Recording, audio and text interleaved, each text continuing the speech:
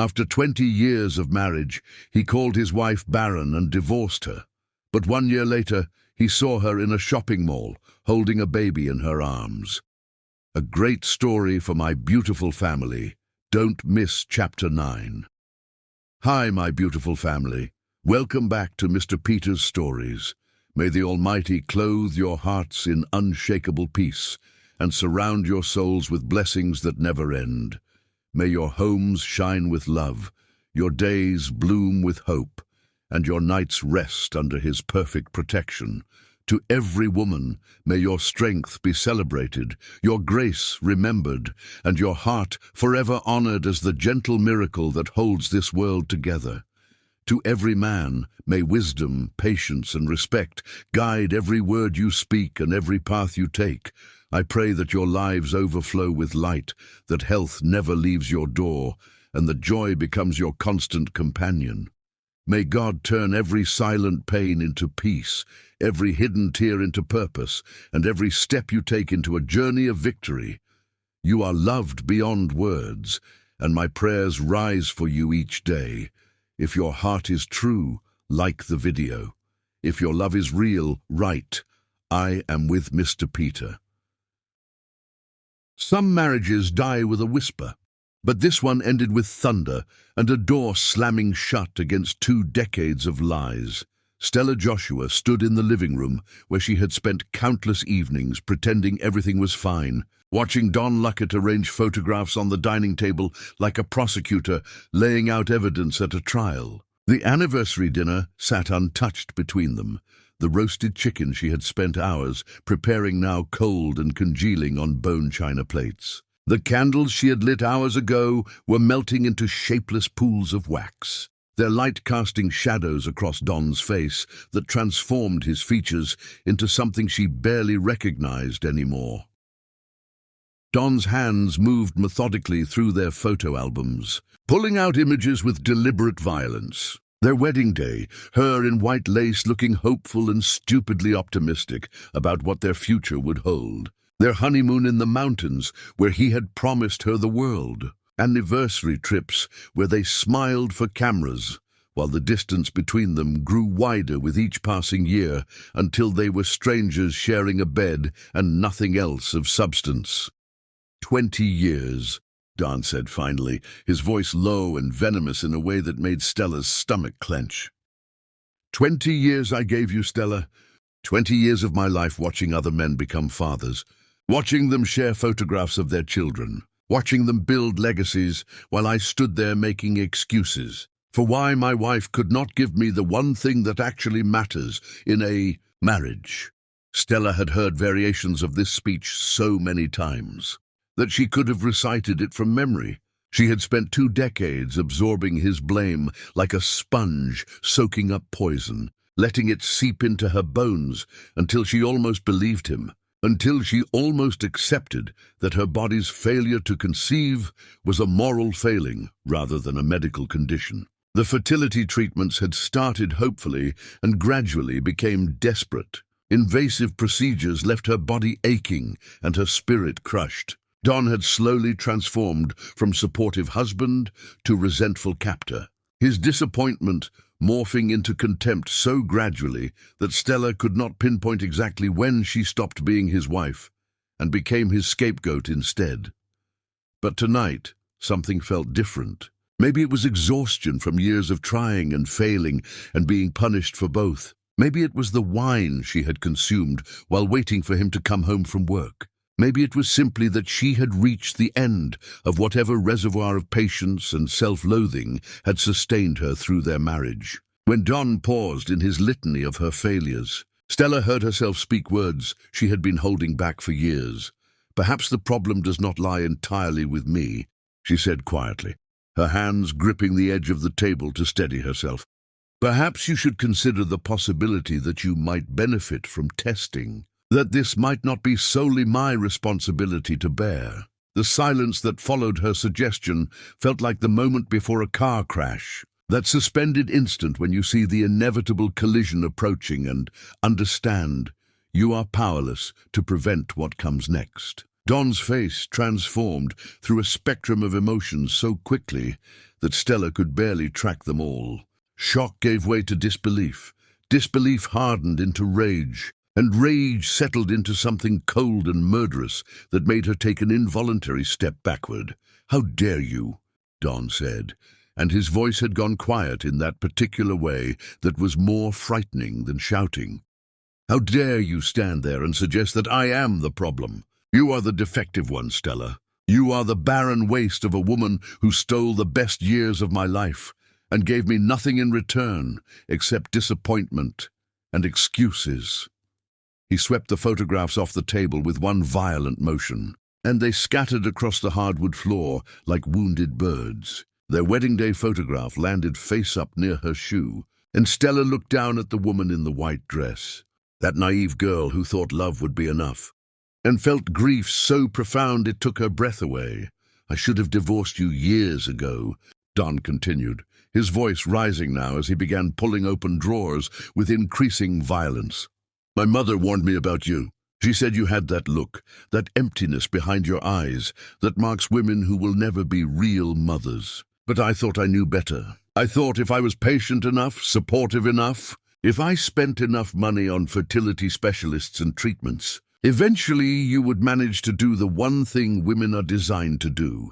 Each word landed like a physical blow, and Stella felt something inside her chest begin to crack and splinter. She had endured so much from him over the years. The subtle digs at dinner parties where he would joke about their lack of children, while his eyes promised retribution later. The way he would leave brochures for adoption agencies on her pillow like accusations. The complete absence of physical affection, as though her inability to conceive had made her untouchable, contaminated. But this felt different, felt final, felt like he had been saving his cruelest ammunition for this exact moment. "I'm not broken," Stella managed to say, though her voice shook so badly she barely recognized it as her own. "You are worse than broken," Don shot back, pulling her suitcase down from the closet with enough force that it bounced when it hit the floor. "You could be skinded to see worse," I returned. "You are useless. You are a waste of space and time and money. Do you have any idea how much I have spent trying to fix you? How many procedures, how many specialists, how many hours of my life wasted in waiting rooms while doctors tried to figure out what is wrong with your defective body?" He was throwing clothes at her now, pulling them from drawers without looking, creating a pile of fabric at her feet. Stella stood frozen, unable to process what was happening, unable to reconcile the man she had loved with this stranger who was dismantling their marriage with such casual brutality. "Don, please," she heard herself saying, and she hated the pleading tone in her voice. "We can talk about this. We can see a counselor. We can work through this together." "Work through what?" Don stopped his manic packing and turned to face her fully. "Work through the fact that you lied to me for 20 years? That you let me believe we could have a family when your body is incapable of creating anything except disappointment." He grabbed their wedding album, the expensive leather-bound book Stella had spent weeks putting together, filled with photographs and pressed flowers from her bouquet. Don tore pages from it with savage efficiency, ripping through memories like they were meaningless, throwing shredded images at her face. Stella flinched as pieces of their wedding day fluttered around her like confetti at a funeral. "You ruined me," Don said, and there were tears in his eyes now, which somehow made him more frightening rather than less. "You took everything from me, every chance I had to be a father, to have a son to carry my name, to have something that mattered beyond this pathetic excuse for a life. You stole it all with your broken, useless body, and I hate you for it." Thunder rolled across the sky outside, low and ominous, and rain began to fall, tentative drops at first and then harder, drumming against the windows with increasing urgency. Don grabbed her suitcase and began cramming clothes into it with no care for what he was taking. Nothing matched, nothing made sense, but Don did not care about sense anymore. He only cared about erasing her from his house as quickly as possible. "I want you gone before I say something I cannot take back," Don told her. "I want you out of this house and out of my sight." I never want to see your face again. I never want to hear your voice. I want you erased from my life, like you never existed." Stella moved on autopilot, her body operating on some instinct for survival that her mind was too shattered to access. She took the suitcase from him, her hands shaking so badly she could barely grip the handle. She walked toward the front door and Don followed her, his anger filling the space behind her like a physical presence. When she reached the threshold and looked back one last time at the home they had shared, she saw him standing in the foyer with his arms crossed, his face twisted into an expression of such profound disgust that she felt something inside her simply give up. "I loved you," Stella said softly. "You loved nothing except yourself and your excuses." Don replied, his voice flat and final. "You deserve to die alone and forgotten, Stella. That is what barren women deserve. That is all you will ever be." He stepped forward and pushed her, not hard enough to make her fall, but enough to make her stumble backward through the doorway into the rain that was now falling in sheets. The door slammed with enough force to shake the walls, and Stella heard the sound of locks clicking into place, multiple deadbolts being thrown, Don making absolutely certain she could not come back inside. The rain was cold enough to make her gasp, soaking through her clothes within seconds. Stella pulled her suitcase behind her, one of its wheels breaking and scraping against the ground. She walked past houses where families were safe and warm, past windows glowing with light, and felt more alone than she had ever felt in her entire life. Her suitcase wheel finally gave up completely, and she stopped in the middle of the sidewalk, rain pouring down, looking up at the dark sky and wondering how her life had come to this moment.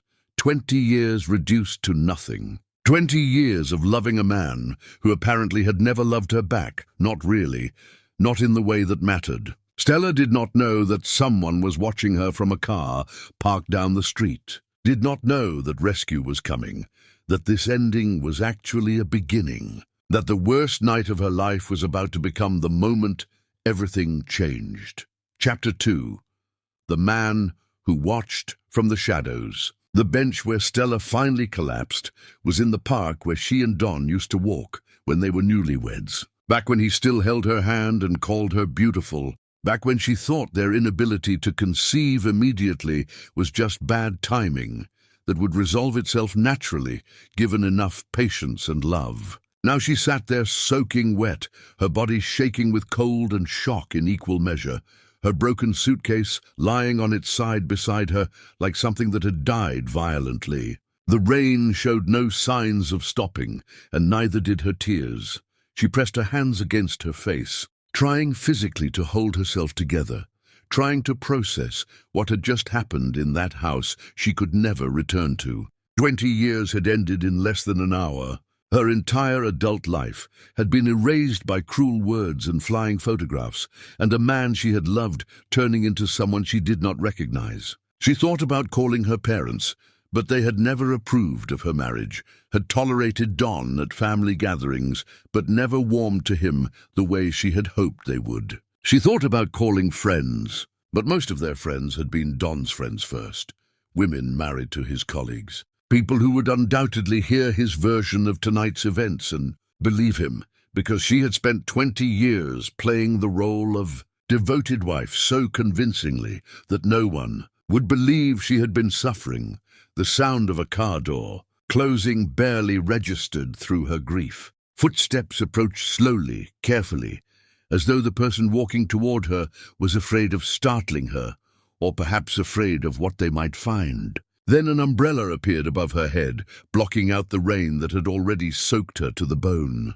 Stella looked up through blurred vision and saw a face she recognized, though it took her a moment to place it through the fog of her pain and exhaustion. "Stella," Lance Cruz said softly, his voice filled with concern that sounded genuine in a way that made her want to cry harder. "What happened to you?" She stared at him, this man she had known in another lifetime, when they were both teenagers with dreams and possibilities stretched out before them like roads they could choose to travel down together. Lance had been the quiet boy who sat behind her in English class, who wrote poetry she pretended not to notice even though she had noticed everything about him, who looked at her with eyes that held feelings. He never spoke aloud because he was too shy or too unsure or too convinced she would never feel the same way. She had chosen Don instead, chosen his confidence and his promises about the future they would build together. Chosen wrong in ways she was only now beginning to understand. "I cannot talk about it," Stella managed to say through chattering teeth, her whole body shaking now from cold and shock and the aftermath of emotional violence that left no visible marks but had devastated her just the same. "I cannot." Lance did not push for explanations or demand details about what had reduced her to this state. He simply stood there, holding the umbrella over her, getting wet himself, because he angled it to cover her more than him, patient and present in a way that felt like kindness she did not deserve. After a long moment where Stella simply cried while he waited, Lance spoke again, his voice still gentle and careful. "You are freezing and soaking wet," he observed quietly. "You need to get warm and dry or you are going to get sick. Please let me help you. Let me take you somewhere safe." "I have nowhere to go," Stella whispered, and saying it aloud made it real in a way that shattered something inside her chest that had somehow still been holding together. She had no home anymore. Don had made that brutally clear. She had no place in the world, no space that belonged to her, nowhere to exist except this bench in the rain with a broken suitcase and 2 decades of accumulated grief. "Yes, you do," Lance told her with quiet certainty that somehow made her believe him despite everything. "You have somewhere safe. I promise you that. Will you trust me? Just for tonight, will you let me help?" Stella looked at him for a long moment, searching his face for ulterior motives or pity or anything that would make accepting his help feel like another betrayal of herself, another way of giving control to someone who might hurt her. But she saw only genuine concern and something else she could not quite name, something that looked almost like recognition, as though he had been waiting for this moment for a very long time and was relieved to finally arrive at it, even though the circumstances were terrible. She took his offered hand, and his grip was warm and steady, anchoring her to something solid when everything else felt like it was dissolving around her. When she stood on legs that shook so badly she feared they might give out completely, Lance kept holding her hand, supporting her weight, without making her feel weak for needing support.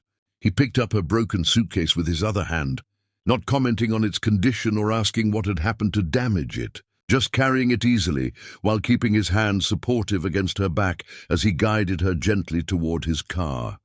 The interior was warm and dry inside, and as soon as Stella sat down in the passenger seat, her body began shaking even harder. All the adrenaline that had been holding her together suddenly draining away and leaving her hollow and empty. Lance turned the heat up as high as it would go and drove without asking questions, without demanding explanations, letting the silence feel like kindness rather than pressure or judgment.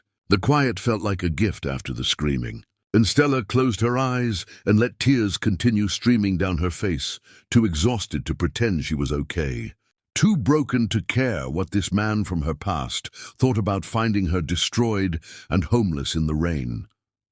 They arrived at a building Stella recognized as one of the most exclusive addresses in the city, glass and steel rising against the night sky, like something from a different world entirely from the one she had been living in. Lance parked in a private garage before leading her to an elevator that required a key card to operate, moving through spaces that spoke of wealth and security and lives lived very differently from the one she had been existing in with Don. They rode up in silence, Lance standing beside her but not crowding her, giving her space to process whatever she needed to process without making demands on her attention or energy. When the elevator doors opened directly into his penthouse, Stella stepped out into a space that took her breath away, despite everything else happening. Floor-to-ceiling windows overlooked the city, lights spreading out below them like stars that had fallen to earth and gotten trapped in streets and buildings, and lives that continued oblivious to her pain. The apartment was masculine but comfortable, filled with books and art that looked carefully chosen rather than decorator-selected, furniture that invited sitting and living rather than simply looking elegant for guests who would judge the owner's taste and success. Lance guided her to a guest room without making her ask where she should go, and Stella followed on autopilot, her mind still trying to catch up to the reality of her situation. He disappeared briefly and returned carrying soft clothes and thick towels, setting them on the bed with careful precision that suggested he had thought about this moment before, had imagined what she might need if she ever came to him needing rescue. "Take a hot shower," Lance told her, his voice still gentle in that way that made something inside her chest ache, with emotions she was too exhausted to examine. "Take as long as you need. Use whatever you need. I will make tea and wait for you in the living room. There is no rush, no pressure. Just warm up and catch your breath." He left before she could thank him, closing the door quietly behind himself. And Stella stood alone in this beautiful room that belonged to someone she barely knew anymore, trying to understand how the night had brought her to this place and this moment, and this unexpected kindness from someone who owed her nothing. The bathroom was immaculate, all clean lines and expensive fixtures that spoke of wealth managed tastefully, towels so thick they felt like clouds against her skin. She turned the shower as hot as she could stand and stepped under water that felt like it was washing away more than just the rain and the cold. She scrubbed at her skin until it was pink and raw, trying to wash away the feeling of Don's contempt, the weight of his words, the 20 years of accumulated shame he had piled onto her shoulders, one cruel comment at a time. The water ran hot enough to burn, and Stella welcomed the pain because it was clean and simple and made sense in ways her emotions did not. She stayed under the spray until her fingers pruned and the water began running cooler, and only then did she finally turn off the faucet and step out into steam-filled air that made everything feel soft and dreamlike. The clothes Lance had left were soft cotton that smelled like lavender detergent, worn enough to be comfortable but clean and carefully folded, clearly his own clothes rather than something purchased specifically for guests. Stella put them on and looked at herself in the mirror, barely recognizing the woman staring back at her with red, swollen eyes and wet hair hanging in tangles around, a face that looked 10 years older than it had this morning.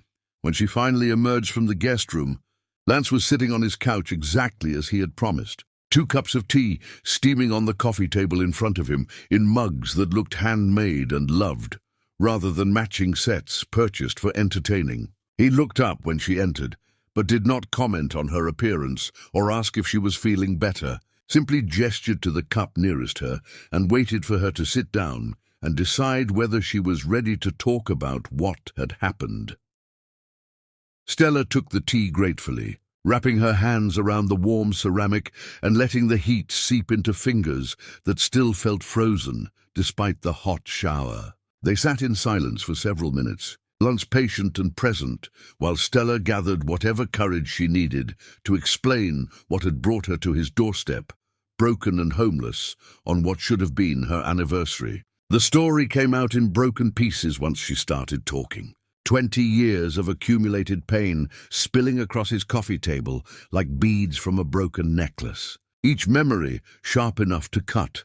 She told him about the fertility treatments that had started hopefully when they were still young, and gradually became desperate as years passed without success. The invasive procedures that left her body aching and her spirit crushed under the weight of failure she could not control or prevent. The mounting costs and diminishing returns as each treatment failed, and Don's resentment grew more obvious. The way Don had slowly transformed from supportive husband into resentful captor, his disappointment morphing into contempt so gradually that Stella could not pinpoint exactly when she stopped being his wife and became his scapegoat instead. The person he blamed for every disappointment in his life, whether it was related to their childlessness or not.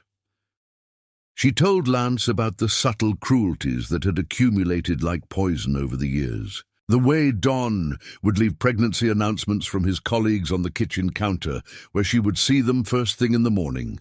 A silent accusation before she had even finished her coffee. How he stopped sleeping in their bedroom, claiming he could not bear to be close to her when her body was such a constant reminder of failure and disappointment. The dinner parties, where he would joke about their childless state, while his eyes promised punishment and retribution later when they were alone. The slow erosion of affection and intimacy until they barely touched anymore, until she felt like something contaminated that he could not stand to be near.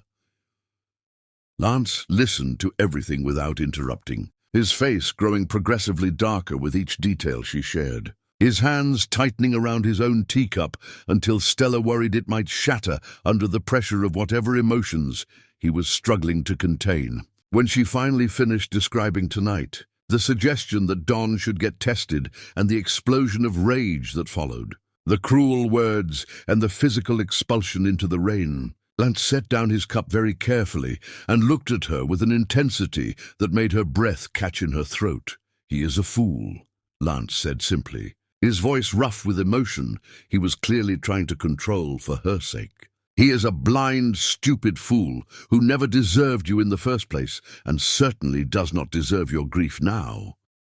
"I wasted 20 years of my life," Stella said, her voice cracking on the admission that hurt worse than any of Don's words. 20 years are just gone, and I have nothing to show for them except failure and pain.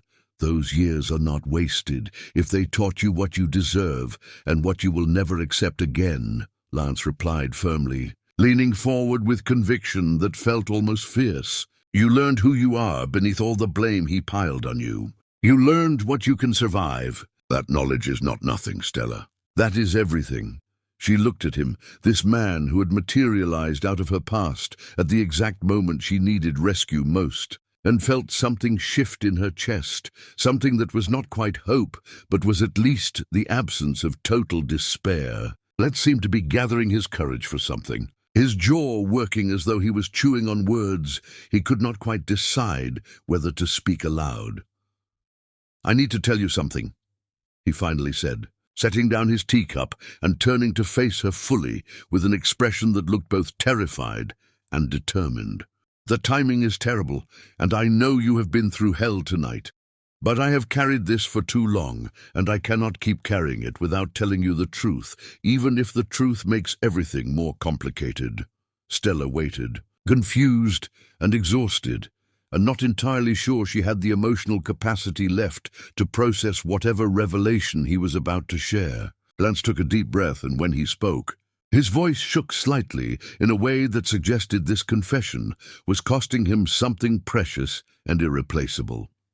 "I have loved you since we were 17 years old," Lance told her, and the words hung in the air between them like something fragile and precious that might shatter if either of them moved too quickly. "I have loved you through your entire marriage to Don. I let you go because I thought he would make you happy, because I was too afraid to tell you how I felt when it mattered, because I convinced myself that being your friend was better than risking rejection by admitting I wanted more than friendship. I built everything I have, and none of it meant anything because you were not in my life the way I wanted you to be." Stella felt like the floor had tilted sideways beneath her, like the world had shifted into some new configuration she did not know how to navigate. "Lance, I had no idea. You never said anything. You never even hinted that you felt that way about me. I know." He looked down at his hands, and Stella could see regret etched into every line of his face like scars from old wounds that had never properly healed. "I was a coward. I watched you choose him, watched you marry him, watched the light in your eyes dim over the years until you barely looked like yourself anymore. I saw what he was doing to you, how he was slowly destroying the extraordinary woman you were. And I did nothing except build a life that meant nothing because you were not in it." The confession settled over them like snow, beautiful and cold and transformative. And Stella did not know what to say or how to feel about this revelation that changed everything she thought she understood about her past. Chapter 3. The Awakening of a Wounded Heart. Winter melted into spring while Stella lived in Lance's guest room, and the slow thaw happening outside his penthouse windows seemed to mirror something shifting and warming inside her own frozen heart. The divorce papers arrived on a Tuesday morning, delivered by a professional courier who had absolutely no idea he was carrying the death certificate of a 20-year marriage in his leather messenger bag. Stella signed them sitting at Lance's elegant dining table, her hand surprisingly steady as she wrote her name on line after line, feeling nothing but profound relief as she initialed away 2 decades of her life with simple pen strokes. Don wanted nothing from her except her permanent absence from his life, and she was happy to give him that final gift. He kept the house where they had lived together, the expensive cars he had insisted on buying to impress colleagues, everything they had accumulated together during 2 decades of pretending to be happy. Stella did not fight him for any of it, did not want a single reminder of that life, no pieces of that particular past to carry forward into whatever came next. She wanted to start fresh, unburdened by objects that carried the weight of memories she needed to leave behind. Lance never asked her about the divorce proceedings, never pressed her for details about what she was feeling as she signed away her marriage. Instead, he simply existed alongside her, a steady presence that asked for nothing and gave everything without keeping score or expecting repayment. He left for work each morning and came home each evening, and slowly, almost imperceptibly, Stella began to rejoin the world of the living rather than simply existing as a ghost, haunting his guest room. She started painting again, something she had abandoned early in her marriage when Don complained about the smell of turpentine giving him headaches and the way her art supplies cluttered his meticulously clean spaces with their creative chaos. Lance converted an entire corner of his penthouse into a proper studio for her without being asked, installing professional lighting and proper ventilation, stocking it with supplies she had not even mentioned wanting, but that appeared as though he had read her mind. She painted her grief and confusion, and slowly emerging hope onto canvas, bold strokes of color that gradually shifted from dark blues and grays to warmer tones as the weeks passed, and something inside her began to heal. They fell into comfortable routines that felt natural rather than confining. Morning coffee together before Lance left for work, sitting at his kitchen counter and talking about everything and nothing while the city woke up below them.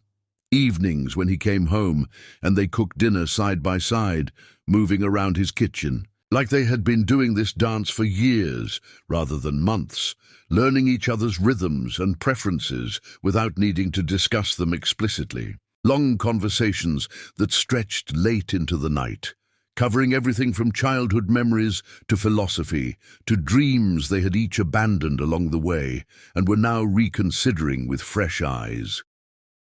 Stella began to notice things about Lance she had never seen before, details that had been invisible to her when they were teenagers, and she was too focused on Don's flashy confidence to appreciate Lance's quieter qualities. The way Lance listened, with his entire attention focused completely on her, never interrupting or redirecting the conversation to make it about himself, genuinely interested in her thoughts and feelings and experiences. The way he remembered small details she mentioned in passing and followed up on them days later, proving he had actually heard and valued what she said rather than just waiting for his turn to talk. The way he looked at her when he thought she was not watching, with an expression that made her breath catch and her heart beat faster in ways that felt both terrifying and wonderful. One evening in early spring, when the air smelled of blooming, flowers and fresh earth and new beginnings, they walked through the botanical gardens together. The sky was painted in shades of pink and gold as the sun set behind them, and Lance stopped at a wooden bench overlooking a pond filled with water lilies that floated like stars on the dark surface. When he spoke, his voice was quiet and careful, as though he was sharing something precious and fragile. "I used to come here every single week," Lance told her, staring out at the pond rather than looking at her directly.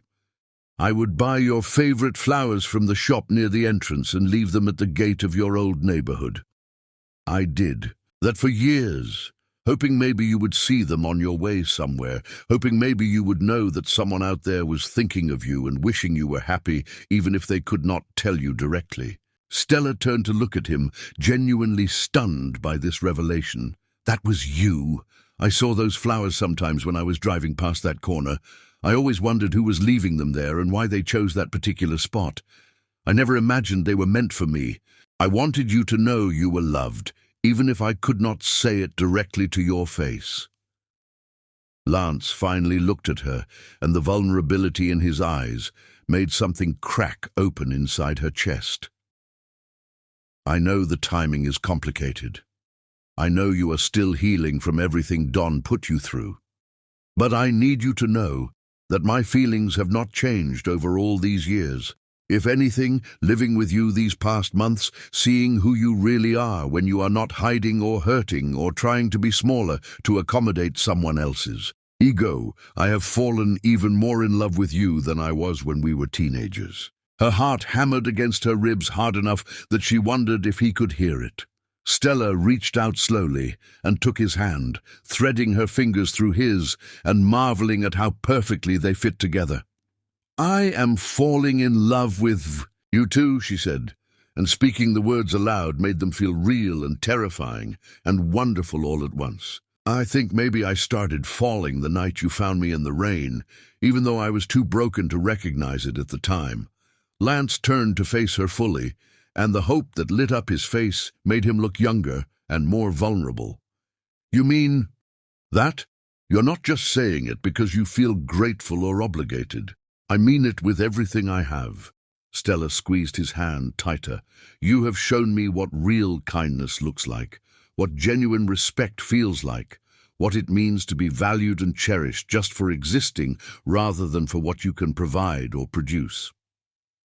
I spent 20 years thinking I was not enough for Don, and you have spent these months showing me that I was always enough, that the problem was never with me, but with a man who was too broken himself to see what he had." She leaned in and kissed him then, soft and tentative at first, testing this new territory between them. When Lance responded, kissing her back with a tenderness that made tears prick behind her closed eyelids, Stella felt something fundamental shift into place inside her heart. When they finally pulled apart, both of them were breathing hard, and Lance pressed his forehead against hers in a gesture so intimate it made her chest ache. "I want to give you everything Don never did," Lance whispered against her lips. "I want to spend whatever time you will give me, making you happy and helping you remember who you were before he tried to destroy you." "You already make me happy," Stella told him honestly, "just by being exactly who you are, just by seeing me clearly and liking what you see." They walked back to his penthouse hand in hand, and everything felt different now between them, charged with possibility and promise and the thrilling terror of new beginnings. That night, Stella did not sleep in the guest room. She curled up beside Lance in his bed, her head resting on his chest where she could hear his heartbeat, and felt safe and desired and whole in ways she had not experienced in longer than she could remember. Over the following weeks, their relationship deepened and solidified into something that felt both brand new and comfortingly familiar. Lance took her to art galleries where she rediscovered her passion for painting and began dreaming about maybe creating her own work to show someday. They went to concerts and plays, explored hidden corners of the city Stella had never seen, despite living there for decades, because Don had never been interested in those kinds of cultural experiences. Lance introduced her to his friends, who welcomed her warmly and treated her like she had always been part of their circle, never making her feel like an outsider or someone who needed to earn her place among them. Stella found herself laughing again, really laughing, from genuine joy, rather than performing polite amusement at social gatherings. She began to stand taller, to look at herself in mirrors without immediately cataloguing her flaws and inadequacies, to believe the compliments Lance gave her daily because he said them like they were simple facts, rather than flattery designed to manipulate. The woman she was becoming felt like someone she had lost long ago and was now reclaiming piece by piece. One evening, Lance took her to an expensive restaurant overlooking the harbor, where boats moved across the water like white birds against the darkening sky. The sunset painted everything in shades of fire and gold, and the whole scene felt almost too beautiful to be real. Over dessert that neither of them was really eating because they were too focused on each other, Lance reached across the white tablecloth and took both of her hands in his. "Marry me," he said simply, with no elaborate speech or grand gesture beyond the raw honesty in his voice. "Not because you need rescue or protection or someone to take care of you, not because I have been waiting forever for you to be free, though I have been waiting. Marry me because we fit together in ways I have never fit with anyone else, because we make each other better and happier and braver, because I want to spend every day for the rest of my life loving you the way you have always deserved to be loved." Stella felt tears spill down her cheeks, but they were happy tears this time, tears of joy and relief and overwhelming gratitude that she had somehow found her way to this moment with this man. "Yes," she said, her voice shaking with emotion. "Yes, I will marry you. Yes to everything." Lance pulled a ring from his pocket, a simple, elegant band with a single, perfect stone that caught the candlelight and threw rainbows across the white tablecloth. He slipped it onto her finger, and it fit perfectly, like everything in her life had been leading to this moment, even when she thought she was hopelessly lost. They married 3 weeks later in a small ceremony with just a handful of close friends as witnesses. Stella wore a simple white dress that made her feel beautiful rather than like she was wearing a costume. And Lance cried openly when he saw her walking toward him down the short aisle. Their vows promised partnership and equality, respect and tenderness, a life built on honesty and mutual support rather than obligation and resentment. Their wedding night was everything her first wedding night with Don had not been. Lance worshipped every part of her body, told her she was beautiful in ways that made her believe it, moved with her like they were dancing to music only they could hear. Afterward, they lay tangled together in the darkness, and Lance traced idle patterns on her bare shoulder while she rested her head over his heart and listened to its steady beating. "I love you," Lance whispered into her hair. "I will spend the rest of my life showing you how much." She fell asleep in his arms, feeling safe and cherished, not knowing that this night had created something miraculous, that new life was already beginning to form inside her body, that everything Don had insisted was impossible was about to be proven spectacularly wrong in the most beautiful way imaginable. Chapter 4. The Secret Growing Inside. Summer arrived with long golden days and warm breezes that smelled of flowers blooming in window boxes throughout the city. And Stella's new life with Lance felt like a dream she was constantly afraid of waking from. Their marriage settled into comfortable rhythms that felt both exciting and peaceful at the same time. Lance treated her as an equal partner in absolutely everything, asking her opinion on important decisions and actually listening to her answers, valuing her input and celebrating her successes as enthusiastically as his own achievements. She began working alongside him in his various ventures, discovering to her surprise that she had natural talent for understanding patterns and predicting how different strategies might play out. Lance never patronized her or talked down to her expertise, never made her feel like she was there because of their marriage rather than her own abilities and intelligence.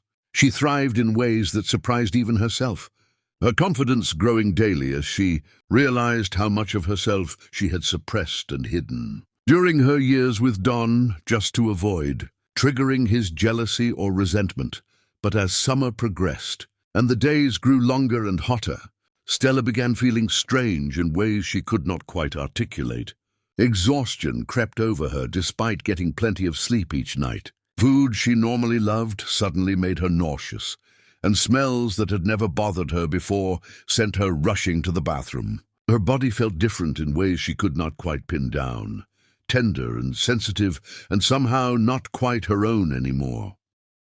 Lance noticed immediately because he paid attention to every detail of her well-being. "You need to see a doctor," he told her one morning when she had rushed to the bathroom for the third time before he even left for work. "Something is not right, and I am worried about you." "It is probably just stress," Stella protested weakly, though even she did not quite believe her own explanation. "Or maybe I ate something that disagreed with me." "It will pass, please," Lance said, his face creased with genuine worry that made her chest ache. "For me, if not for yourself. Just let a doctor check you over and make sure everything's okay. I cannot lose you when I just found you." She agreed to appease him, rather than because she thought anything was seriously wrong, expecting nothing more than confirmation that she had picked up a stomach virus or was dealing with the aftermath of all the emotional upheaval from the divorce. She went to the appointment alone because she did not want to worry Lance further by making him take time off work. Sitting in the waiting room flipping through magazines without seeing the words or images because her mind was elsewhere. The doctor was thorough and professional, asking detailed questions about her symptoms and medical history, ordering blood work, and doing a physical examination that felt routine until suddenly it was not routine at all. When the doctor stepped out to check the test results, Stella sat on the examination table wrapped in a paper gown with her feet dangling, thinking about what she needed to pick up from the store on her way home and whether Lance would want to try that new restaurant everyone was talking about. The doctor returned with a strange expression on her face, something between amusement and amazement and congratulations all mixed together. "Mrs. Cruz," she said, and Stella still thrilled a little every time someone called her by that name instead of the one she had carried for 20 years with Don. "I have some unexpected news that I think will surprise you. You are pregnant." The world tilted sideways beneath her. Stella gripped the edge of the examination table hard enough that her knuckles went white, absolutely certain she had misheard or misunderstood what the doctor had just said. "That is not possible," she said automatically, the words coming out before she could think them through. "I am barren. I spent 20 years unable to conceive. Multiple specialists confirmed that I would never be able to have children naturally." "Well, you are very much pregnant now," the doctor replied with a gentle smile, turning the ultrasound screen so Stella could see it clearly. "Look right here." One healthy heartbeat. "Based on your hormone levels and the measurements we are seeing, I would estimate you are about 3 months along. Congratulations." Stella stared at the screen, at the tiny shape, with a flickering heart beating inside her body, and something massive broke open inside her chest. 20 years. 20 years of blame and shame, and invasive treatments, and Don's constant accusations that she was defective and broken, and less than a real woman because her body could not give him what he wanted. 20 years of believing him, of hating herself, of thinking something fundamental was wrong with her. And now, barely more than a year after leaving him, her body was creating life with an ease that felt like vindication and grief tangled together so thoroughly she could not separate them. "Are you absolutely certain?" Stella heard herself asking, her voice coming from very far away. "There is no possibility of a mistake." "Absolutely certain," the doctor confirmed, her smile widening. "The blood test is definitive, and we can see clear evidence on the ultrasound. You are going to be a mother, Mrs. Cruz. Congratulations on your pregnancy." The drive home passed in a complete blur that Stella would not remember later. She pulled into the parking garage beneath Lance's building and sat in her car for a long time, staring at the ultrasound image the doctor had printed for her, seeing physical proof of life that should not exist according to everything Don had told her for 2 decades. She thought about all the times he had screamed at her, all the invasive treatments she had endured, all the guilt and shame she had carried like stones in her pockets, weighing her down. She thought about how Don had made her hate her own body, had convinced her she was fundamentally broken and defective and unworthy of being called a real woman. But she had never been broken. The problem had always been Don, not her. His body had been unable to create life, and rather than face that devastating truth about himself, he had spent 20 years systematically destroying her instead, making her carry his shame and inadequacy as though they were hers. Stella climbed out of the car and rode the elevator up to their penthouse, her hands shaking so badly the ultrasound image fluttered in her grip. Her entire world transformed in the space of a single doctor's appointment. Lance was home early for some reason, pacing near the windows with his phone pressed to his ear, and he spun around when she walked in. He immediately ended his call when he saw her face, crossing the room in 3 long strides. "What did the doctor say?" Lance demanded, reaching for her immediately, his hands gentle on her arms as he searched her face for clues. "Are you okay? What is wrong? Tell me everything." Stella looked up at him. This gentle, patient man, who had loved her for decades without demanding anything in return, who had treated her with kindness and respect from the moment he found her broken in the rain, who had shown her what real partnership looked like. Tears spilled down her cheeks in streams, and Lance's face went pale with fear at her obvious distress. "Stella, you are scaring me," he said, his voice cracking. "Whatever it is, we will handle it together. Just tell me what the doctor said." She handed him the ultrasound image without speaking, unable to form words around the emotions clogging her throat. She watched his face as he looked at the grainy black and white image, confusion slowly giving way to shock and then to overwhelming joy that transformed his entire expression. His eyes snapped back to meet hers, wide and disbelieving and filled with tears. "You are pregnant," Lance whispered, his voice rough with emotion. "We are having a baby."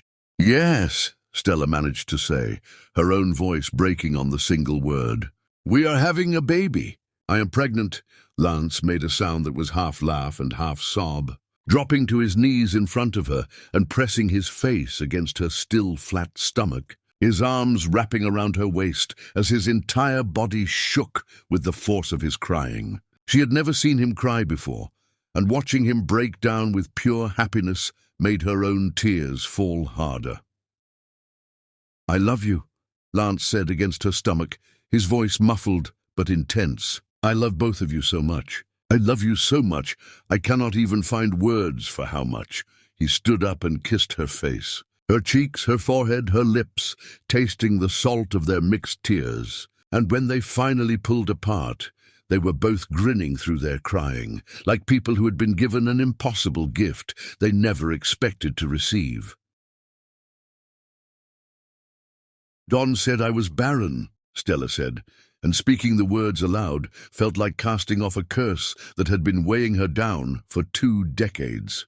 "He spent 20 years telling me my body was defective and broken and incapable of creating life." "Your body is perfect," Lance told her fiercely, framing her face with both hands and forcing her to meet his eyes. "Your body is creating our child. Don was wrong about absolutely everything that matters." "He was the one," Stella said, and the truth of it hit her with the force of a revelation. All those years, all that blame and shame and guilt, and it was him the entire time. He was the one who could not have children, and he was too proud or too cowardly to admit it. So he made me believe it was all my fault instead. Lance pulled her close again, holding her like she was something infinitely precious and irreplaceable. He was a fool who threw away something priceless because he was too blind to see its value. His loss is my gain, and I will spend the rest of my life being grateful for every single moment I have with you and our child.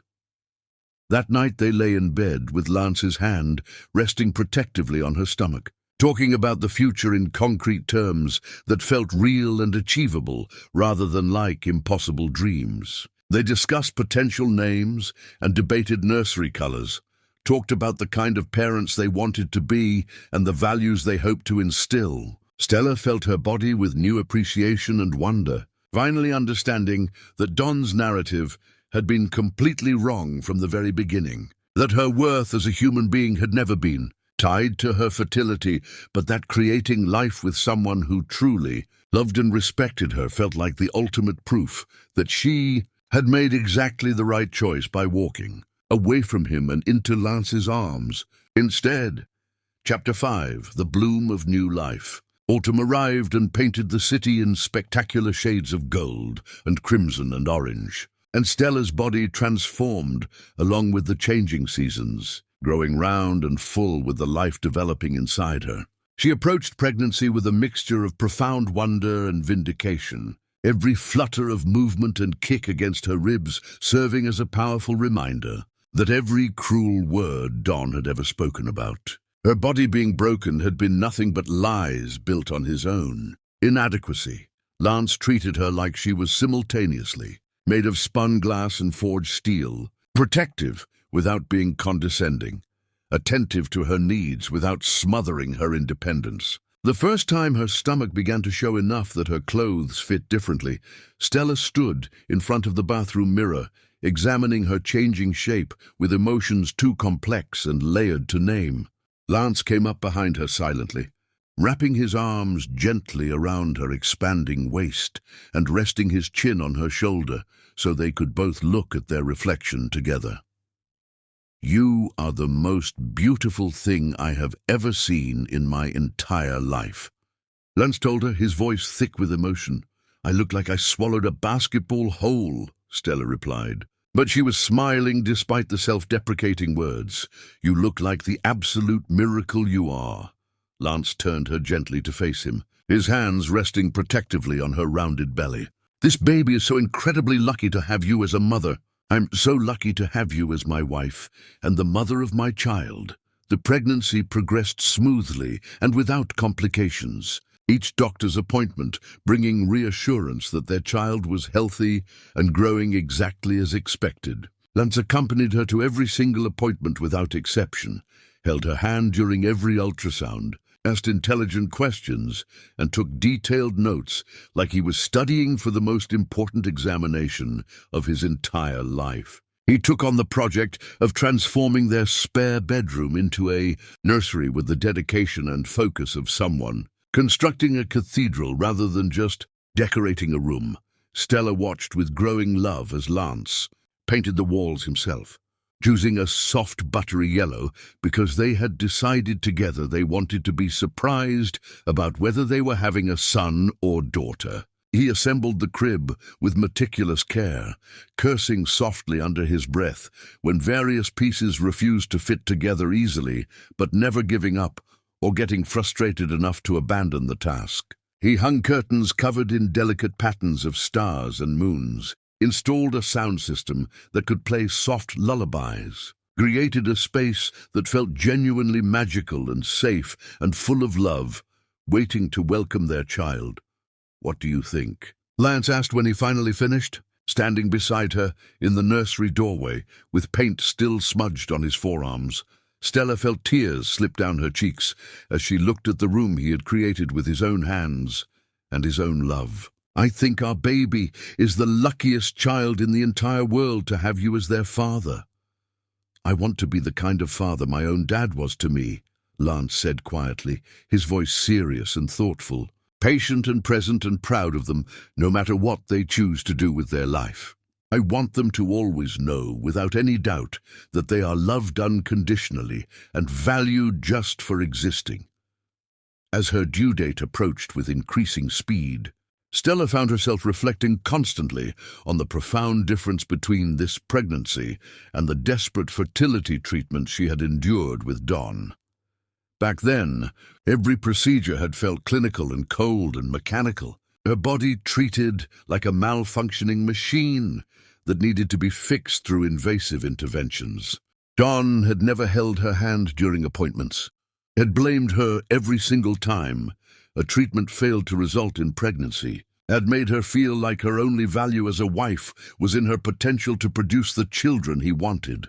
Now, carrying Lance's baby, she felt cherished and valued in ways that had nothing whatsoever to do with her fertility or her ability to bear children. Lance loved her for exactly who she was as a complete person, and this child they had created together was a beautiful addition to their life as a couple, rather than a requirement for her to have worth in his eyes. The difference was so profound, it sometimes took her breath away.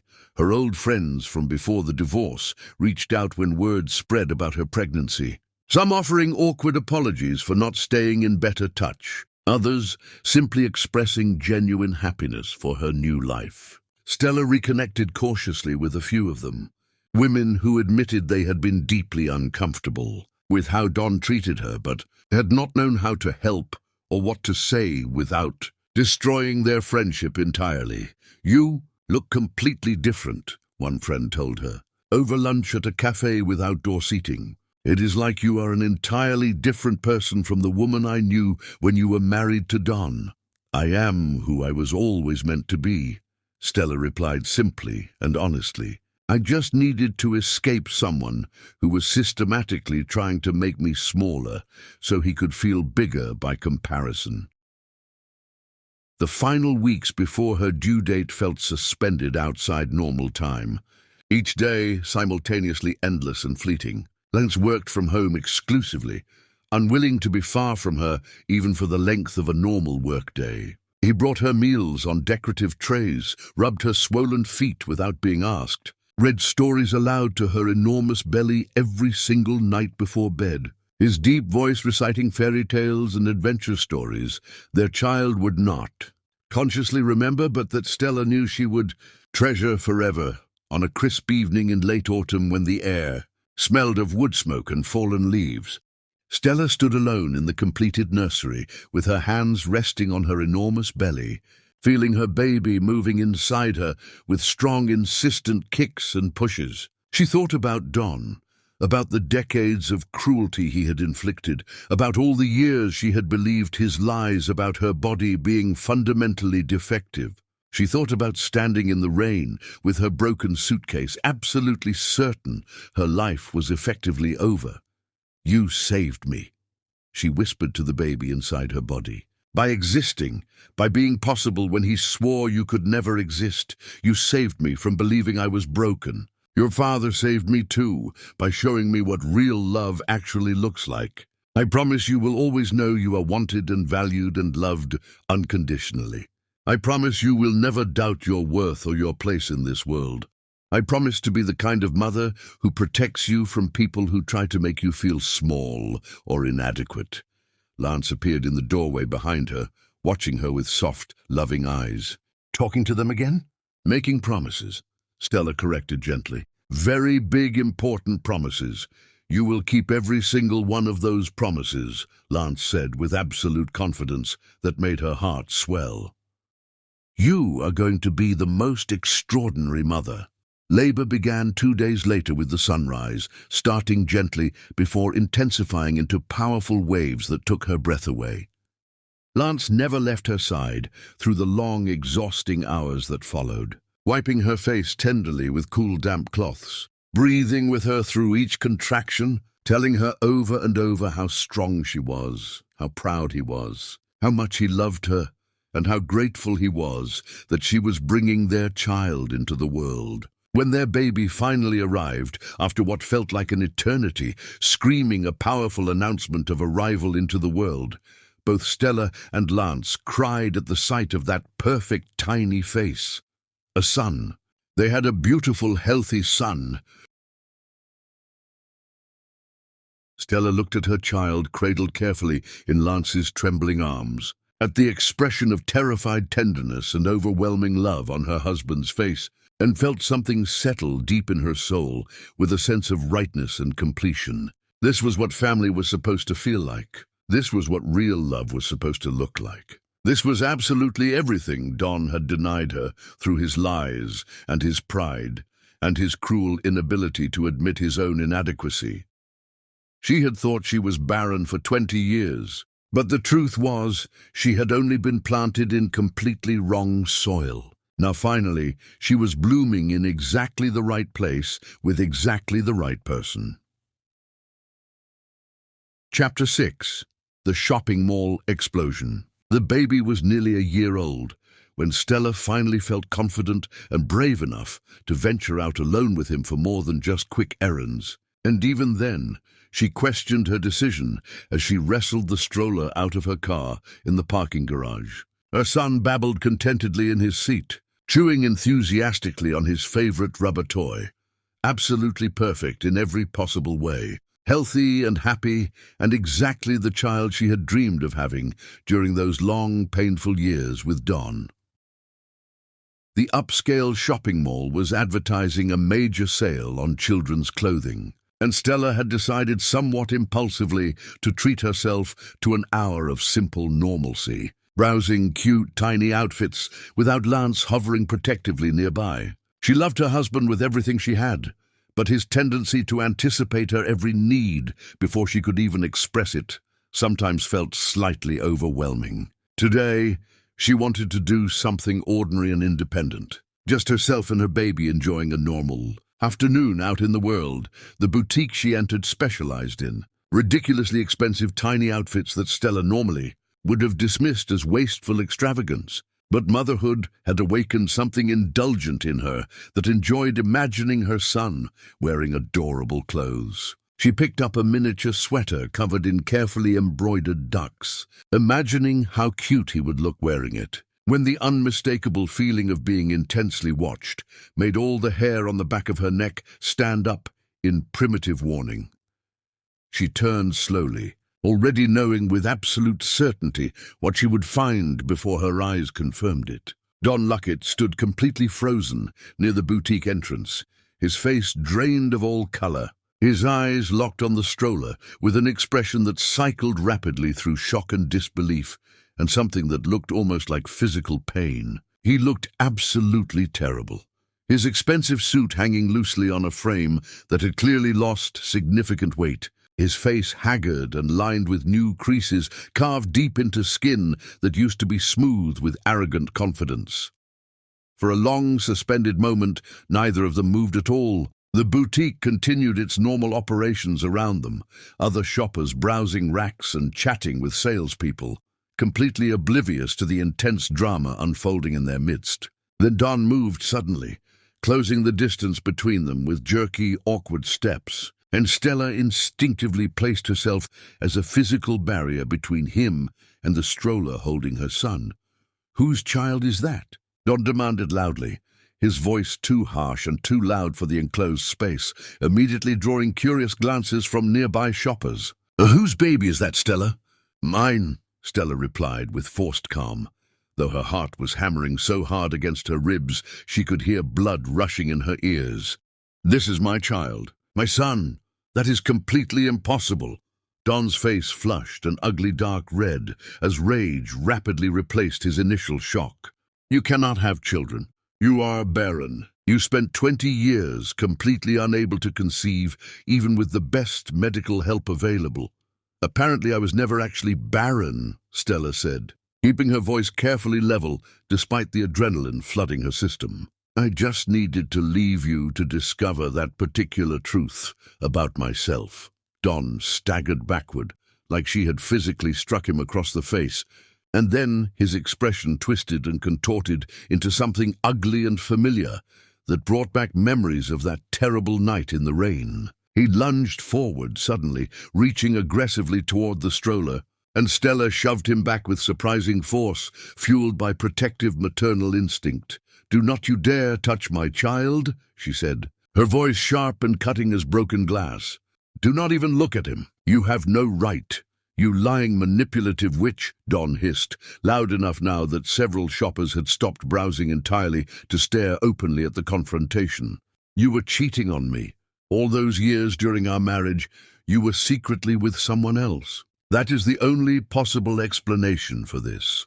The only explanation is that you were the one with the fertility problem the entire time. But your pathetic ego was far too fragile to ever admit that truth," Stella shot back, her own anger finally rising to match his. "You spent 20 years viciously blaming me for your own inadequacy, systematically destroying me rather than facing the truth about yourself." Don's hand shot out and grabbed her wrist roughly, his fingers digging in hard enough that she knew there would be visible bruises later. "You completely destroyed my entire life. You deliberately wasted my time. You owe me something for what you did to me." "I owe you absolutely nothing except my complete and total contempt."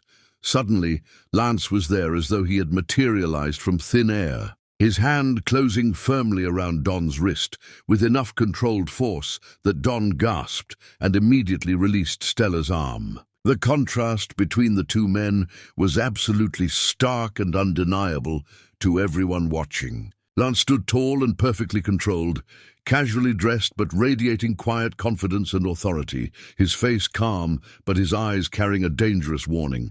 Don looked disheveled and desperate and slightly unhinged, his expensive suit completely failing to hide the obvious dissolution happening beneath the surface. "You need to leave immediately," Lance said quietly. But his voice carried absolute unquestionable authority that made Don flinch. "Right now!" "You are the one," Don said, staring at Lance with dawning recognition mixed with pure hatred. "You are the bastard who stole my wife away from me." "She was not your wife anymore when she came to me," Lance replied with perfect calm. "You threw her away like trash. I was simply smart enough to recognize and treasure what you were far too blind and stupid to value properly." Don tried desperately to jerk his arm free from Lance's grip, but Lance held completely firm. Security guards in mall uniforms were approaching rapidly now, clearly alerted by concerned shoppers, and several people had their phones out, openly recording every moment of Don's very public breakdown. He seemed to realize this suddenly, looking around wildly at the gathered crowd of witnesses, seeing his complete humiliation and loss of control reflected back in dozens of curious, judgmental faces. "This is absolutely not over," Don snarled directly at Stella with undisguised venom. "You completely ruined my entire life, and I swear I will make you pay dearly for what you did." "My real life only started the day your pathetic life ended," Stella told him coldly, meeting his eyes without fear. "I am happy now in ways you will never understand, because you are fundamentally incapable of loving anyone except yourself. This child is living, breathing proof that I was never the problem in our marriage. You are. You always will be nothing but the problem." Security reached them then, politely but very firmly asking Don to leave the premises immediately or face arrest for disturbing the peace. He shook off their restraining hands and Lance's grip simultaneously, stumbling backward awkwardly, his face twisted with rage and humiliation and something that looked almost like tears threatening to spill over.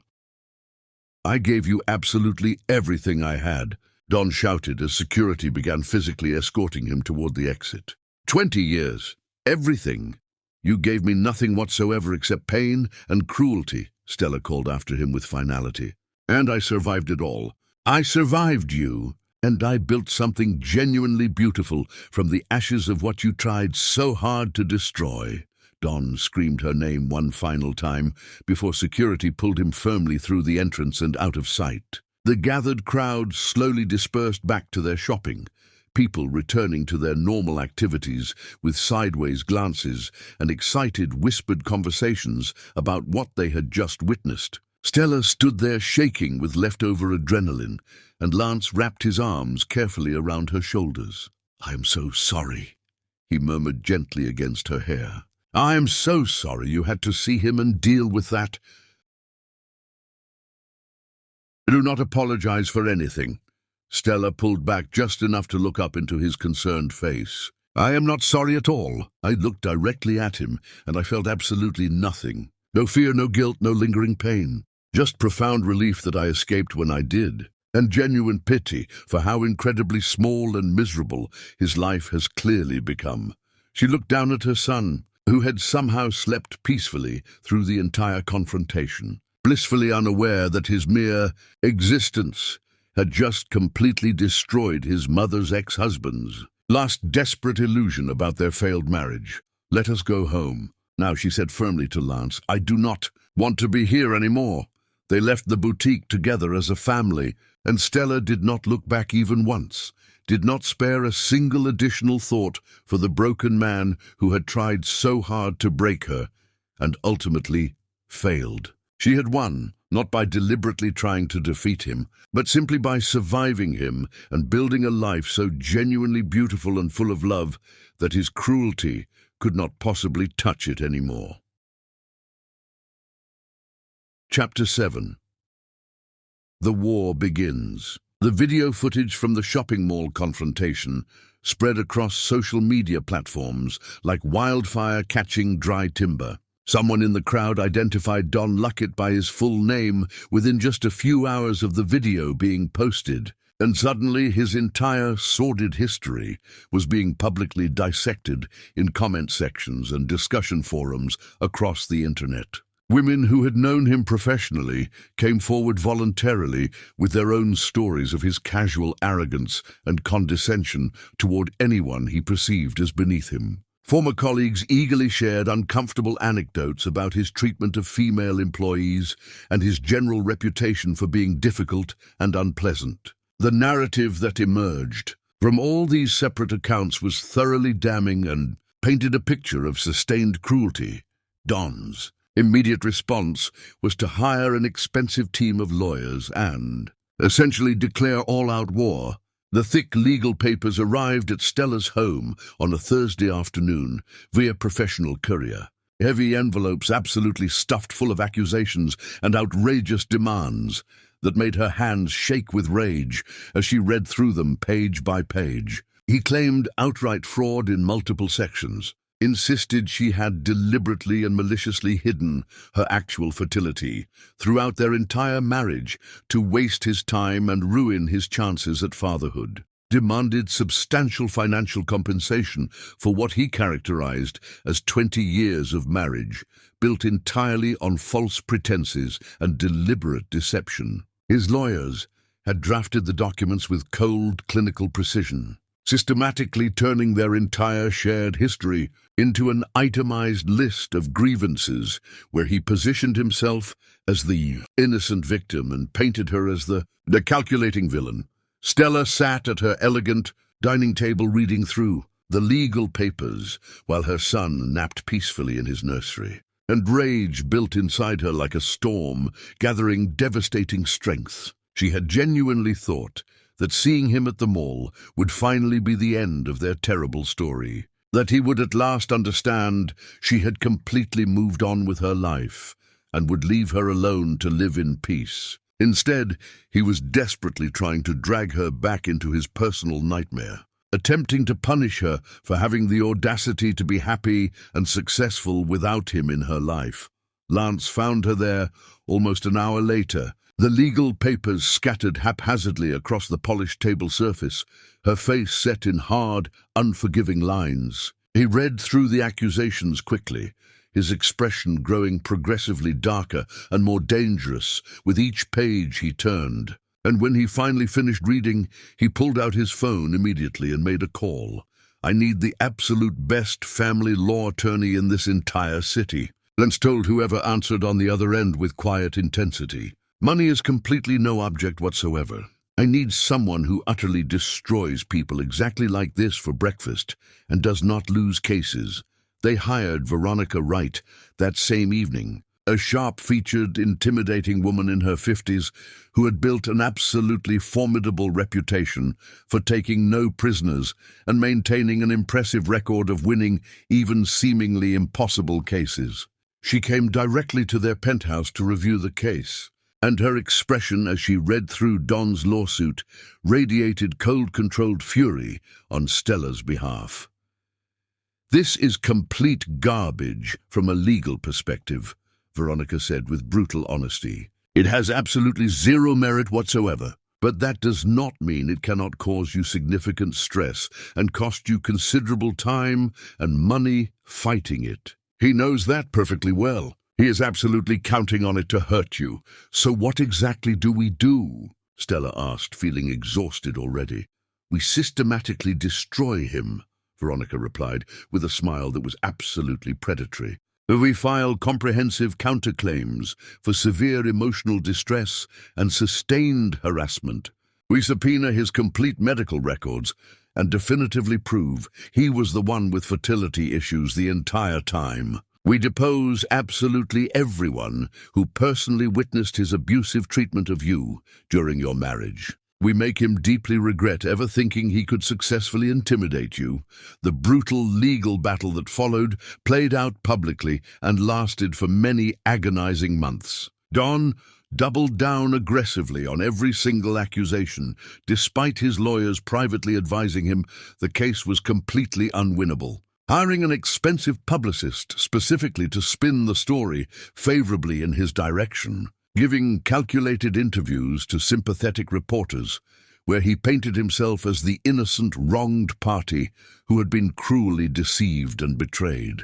But the truth has a persistent way of emerging, despite even the most determined efforts to suppress it. Stella's legal team systematically tracked down their old fertility specialist, who readily confirmed under oath that Stella's medical tests had consistently shown completely normal results throughout all their treatments. They uncovered damning emails Don had sent to various colleagues over the years, complaining bitterly about his wife's supposed inability to give him children. Messages absolutely filled with cruel speculation about her worth as a woman and a wife. His few remaining business partners saw the mounting evidence of his behavior and the increasingly negative public sentiment and quietly distanced themselves from any association with him. Important deals fell through unexpectedly. Investors pulled their funding abruptly. The financial empire Don had built so carefully through aggressive networking and absolutely ruthless tactics began crumbling rapidly as influential people realized they desperately did not want to be publicly associated with a man who had treated his own wife with such documented, casual cruelty for 2 decades.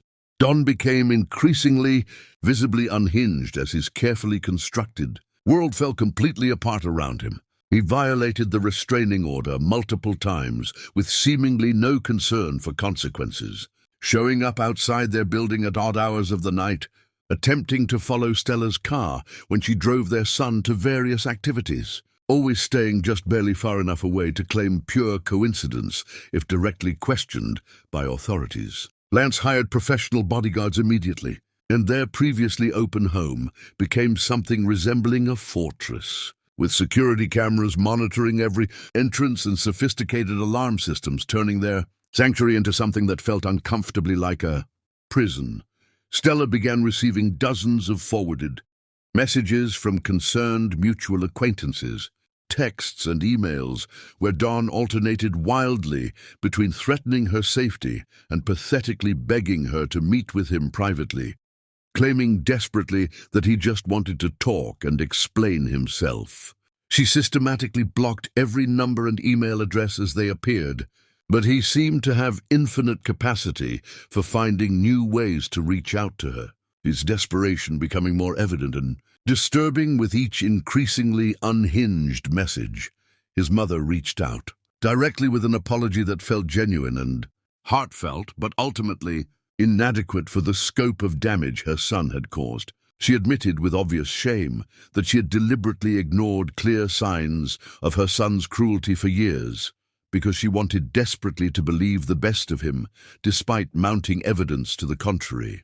Stella thanked her politely, but firmly declined any further contact, completely unwilling to maintain even the most tenuous connection to Don's family after everything that had happened. The lawsuit itself dragged on seemingly forever, each scheduled court date bringing fresh humiliations for Don, as evidence of his sustained abusive behavior piled up impressively high. Veronica methodically tore through his flimsy claims with surgical precision, presenting testimony from doctors and former friends and documentary evidence that painted an absolutely undeniable picture of a man who had systematically, psychologically tortured his wife for 2 full decades rather than face his own inadequacy and failure. Don began showing up uninvited at charity events and gallery openings he knew Stella would be attending. Lance's security team always intercepted him before he could get anywhere close to her, but his persistent presence cast a heavy shadow over what should have been pleasant social evenings. Stella gradually learned to scan crowded rooms automatically for his face, to strategically position herself with clear exits always in view, to carry the psychological weight of his obsessive fixation like a stone in her pocket she could never quite put down. "I absolutely hate that he is still affecting our lives like this," Stella confessed to Lance one night after yet another event had been interrupted by Don's unwelcome appearance. "I hate that he still has this power over our peace of mind." "He only has whatever power you choose to give him," Lance replied gently but firmly. "And his power is diminishing noticeably every single day. Look at him honestly, Stella. Really look at what he has become. He has lost absolutely everything that ever mattered to him. His money, his reputation, his standing in the community he valued so highly. He is actively destroying himself, and you are simply living your best life."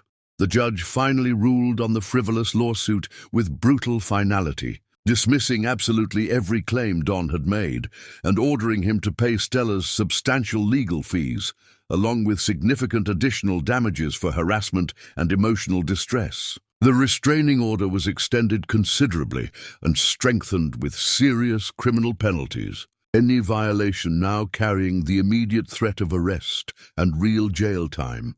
Don attended that final hearing looking like an actual ghost of his former self. And when the judge read the ruling aloud, he made a sound that might have been a sob or might have been a laugh. Stella watched him from across the courtroom and felt absolutely nothing. No triumph, no satisfaction, no pity. Just bone-deep exhaustion and a desperate desire for this nightmare chapter to finally close permanently. But as she and Lance left the courthouse together, she saw Don watching them intently from across the busy street. His face twisted with an emotion she could not identify. She knew with cold certainty that the legal ruling would not truly end this nightmare, that Don's dangerous obsession had moved far beyond rational thinking into something much darker. Chapter 8. The Desperate Acts of a Broken Man. The long months following the devastating court ruling transformed Don from a vaguely threatening presence into something simultaneously more pitiful and infinitely more dangerous. His once thriving business filed for bankruptcy in proceedings that made the financial news section, with reporters eagerly detailing the spectacular collapse of what had recently been a successful enterprise. The large house he had shared with Stella went into foreclosure proceedings, professionally photographed, for real estate listings that emphasized its impressive size and elegant details without mentioning the misery and cruelty that had lived within those expensive walls. Don moved into a small, cramped apartment in a neighborhood far removed from his former affluent lifestyle, and the stark contrast between what he had been and what he had become was dramatic enough to generate its own gossipy stories in social circles that trafficked heavily in schadenfreude. But losing everything material did not humble him or bring any clarity to his distorted thinking. Instead, it seemed to crystallize and intensify his obsession, stripping away all the distractions until nothing remained except his desperate fixation on Stella and his firm conviction that she somehow owed him something for the years he had given her. He began violating the strengthened restraining order with increasing frequency and decreasing subtlety, seemingly unconcerned about consequences. Lance's professional security team meticulously documented every single incident. Every time Don appeared outside their building or followed Stella's car or showed up at locations he could not possibly have known she would be unless he was actively tracking her movements somehow. Veronica filed motion after motion with the court, and judges issued warnings that grew progressively more stern. But Don seemed to have moved completely beyond caring about legal consequences. Stella received concerning reports from her employer that Don had called their offices multiple times, claiming to be a worried family member with urgent information about her background and character. Her boss, who knew the complete story and genuinely valued Stella's excellent work, called her directly to inform her of the harassment attempts. and assure her that her position was completely secure and that they were documenting everything for potential legal action. Don's physical appearance deteriorated in ways that should have generated concern, but mostly just generated discomfort in people who encountered him. He stopped maintaining his personal grooming, showing up at public places with obviously uncombed hair and clothes that looked like he had slept in them for days. He lost so much weight that his face looked gaunt and haunted, his eyes developing a wild look that made people instinctively uncomfortable, an intensity that suggested something fundamental had broken inside him that would never be properly repaired.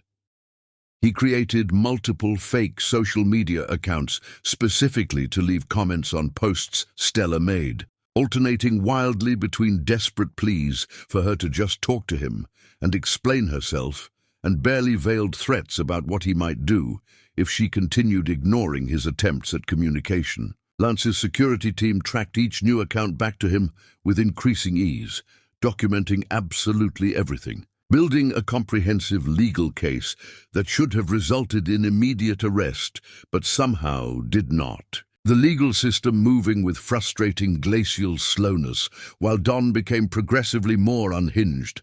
His family made one final desperate attempt to intervene and help him, his elderly mother and father showing up at his depressing apartment to try to talk some sense into him before it was too late. According to his mother's later testimony to Lance's security team, Don had been ranting incoherently about Stella stealing his entire life, about needing to make her truly understand what she had done to him, about how everything would somehow be fine once she finally agreed to hear him out properly. They left genuinely shaken and frightened enough to contact Lance directly, warning him explicitly that their son might be planning something dangerous.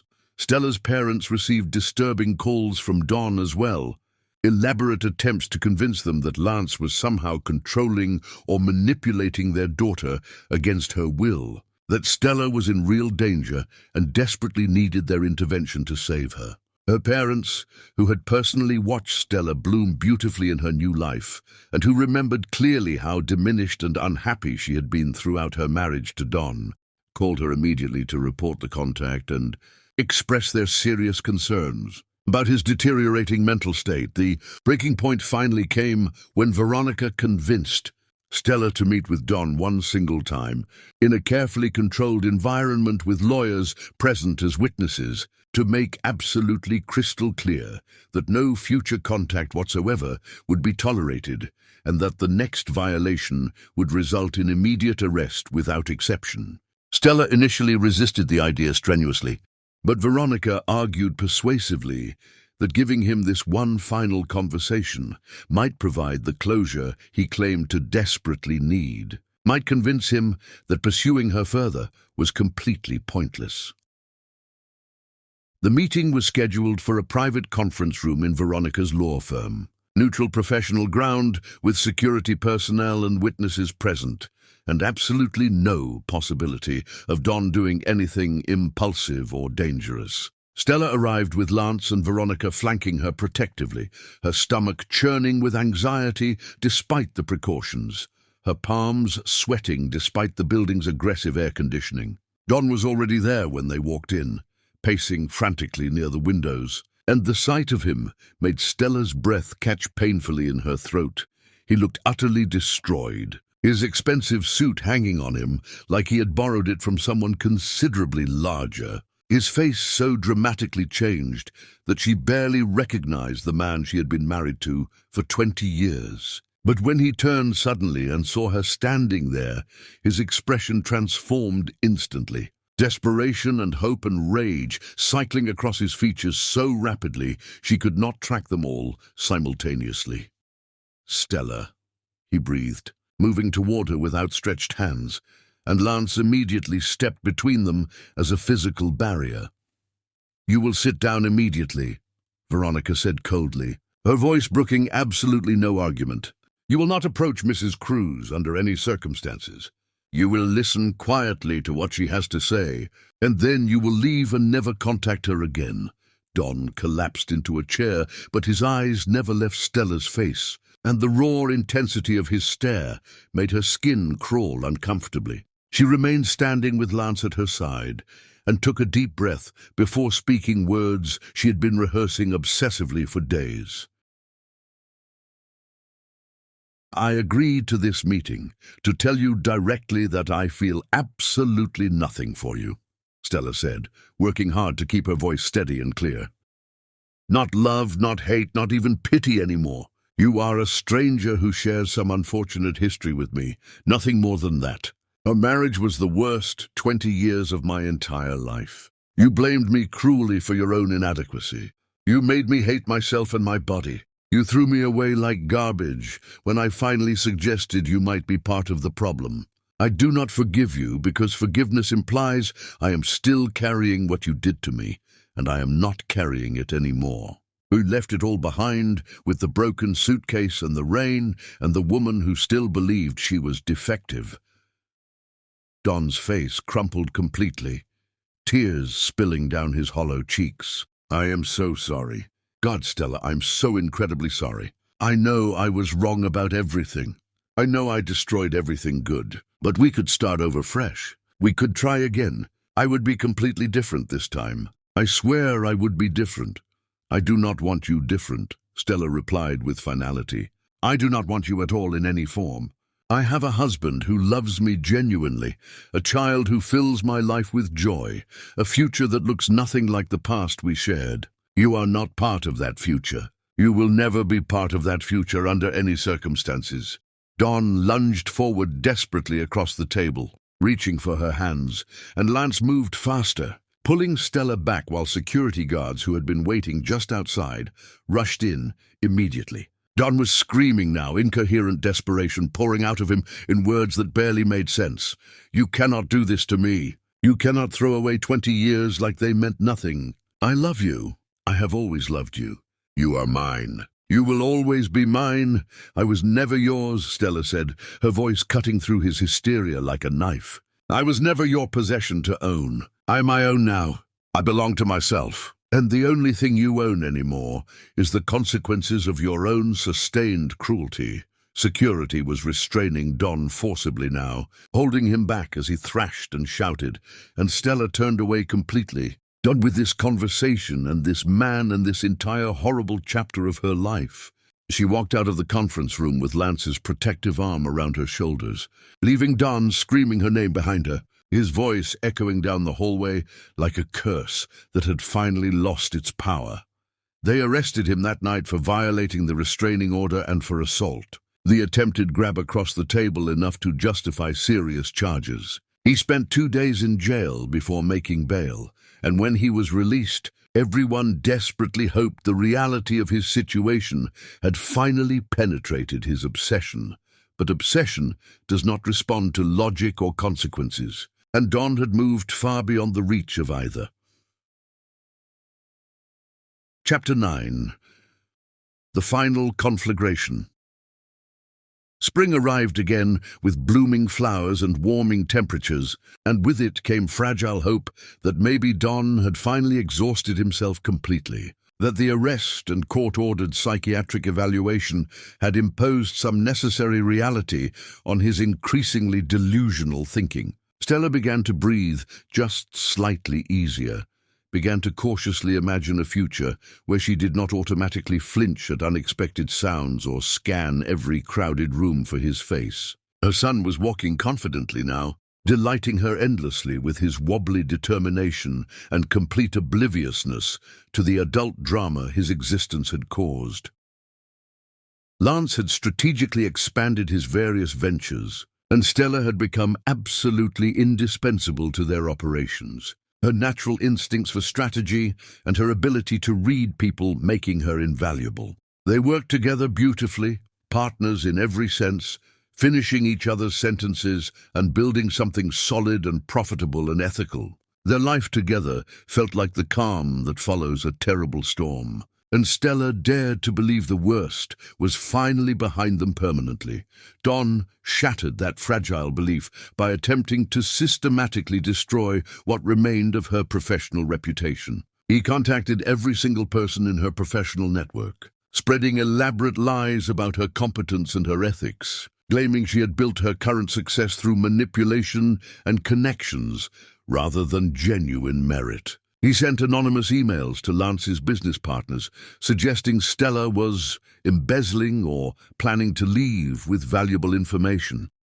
Most people ignored the messages completely, recognizing them immediately as desperate flailings. But some believed him initially, and Stella found herself fielding uncomfortable questions and defending her integrity against accusations that had absolutely no basis in reality. Lance responded by giving Stella a formal title and position within his company, making their professional partnership completely official. But the damage to her peace of mind was already done.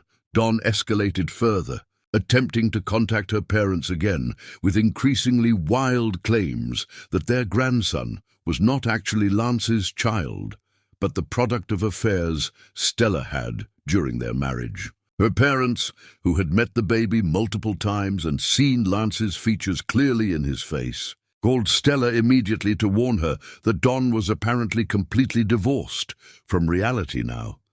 Security footage caught Dawn attempting to access their floor 3 separate times, defeated by security protocols, but trying various increasingly desperate deceptions. Each attempt was documented and reported, adding to the mountain of evidence demonstrating his complete inability to accept boundaries. The court-ordered psychiatric evaluation concluded that Dawn was experiencing severe depression and obsessive fixation, but was not legally committable. The psychologist recommended intensive therapy and medication, recommendations Dawn apparently ignored based on his continued behavior. His family tried one more intervention, which ended with Dawn screaming at his mother and father that they were taking Stella's side, that they never loved him, that everyone had betrayed him. Stella began having nightmares again, dreams where she was back in that house in the rain, where Dawn's voice told her she was worthless. She would wake gasping, and Lance would hold her until the panic subsided. But the fear Dawn had planted decades ago had found fertile ground again.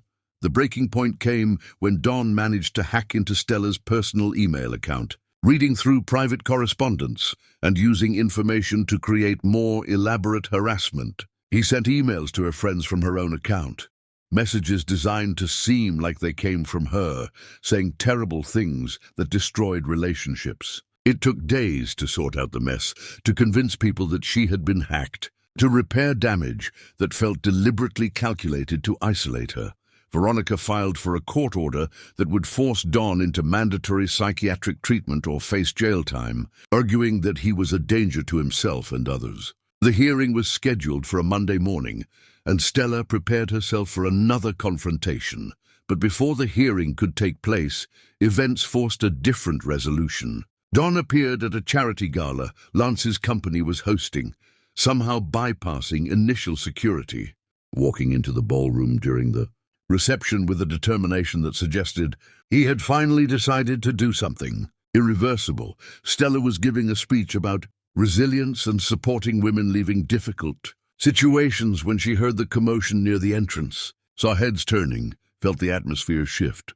She looked up and saw Dawn walking toward her through the parting crowd. And for a moment, terror froze her completely. But then Lance was there, positioning himself between her and Dawn, and Stella's security team was moving in from multiple angles, and she realized this was not the attack she had feared. Dawn was not carrying a weapon or making threats. He simply looked finished, defeated, like a man who had run out of road. The crowd fell completely silent as Dawn approached, stopping a few feet away when security blocked his path. His face was haggard and destroyed, his eyes hollow with exhaustion and grief. When he spoke, his voice was barely audible, broken and raw. "I just needed you to know that you were right about everything," Dawn said, and there was no fight left in him. "I lost everything. My business, my home, my family, my friends, my reputation. Everything I thought mattered is gone. And it is all my fault." Stella stood frozen, aware of hundreds of eyes watching, phones recording, this moment being witnessed by everyone who mattered. Dawn continued speaking, his words spilling out like he had been holding them back too long. "The fertility problem was mine. I knew it deep down. The doctors hinted at it, suggested I get tested, but I could not face it. My pride was more important than your happiness. I spent 20 years destroying you because I could not admit my own failure."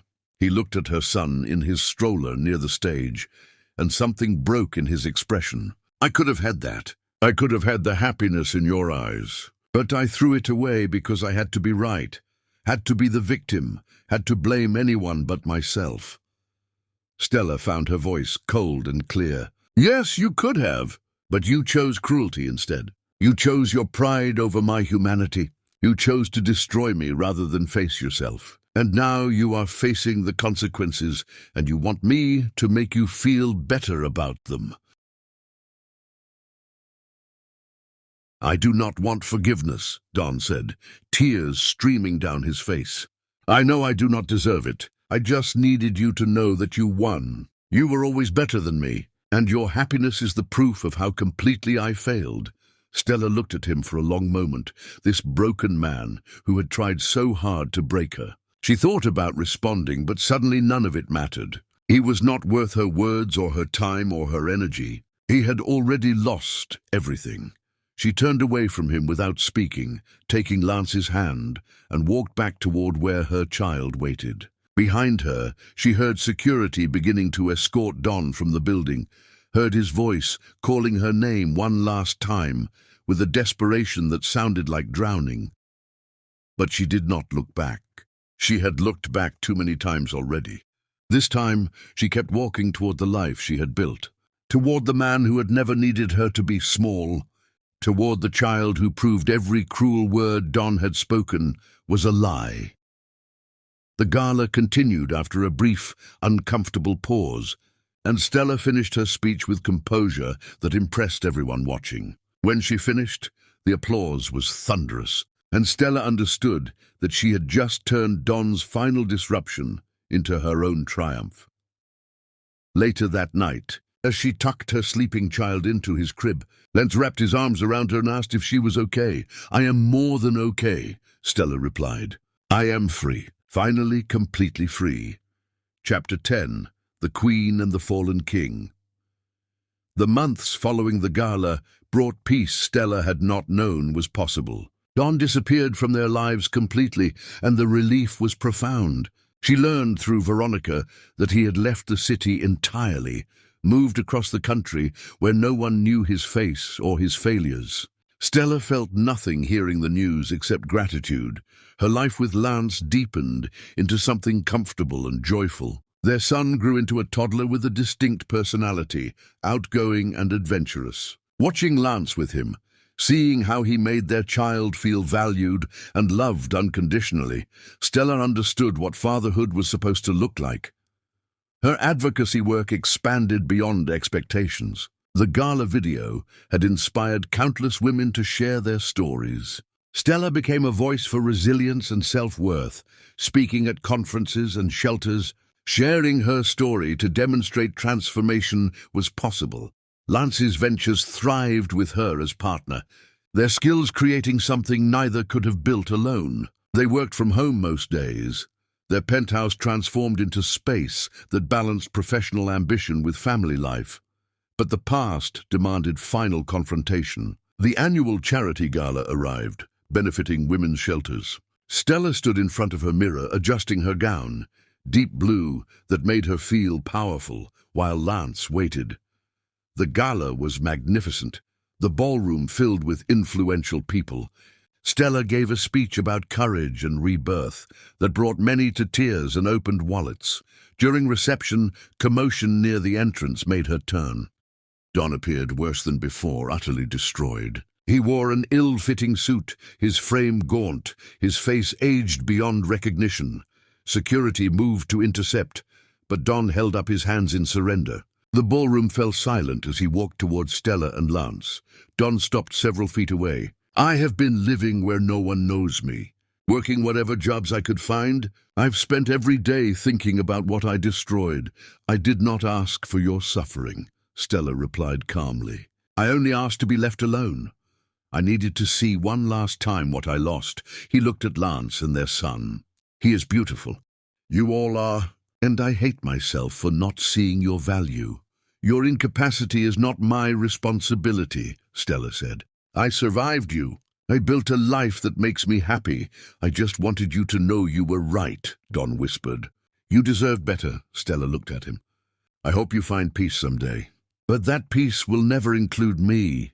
She turned away, taking Lance's hand, and security began escorting Don out. As they walked him away, Stella saw through windows her child playing nearby.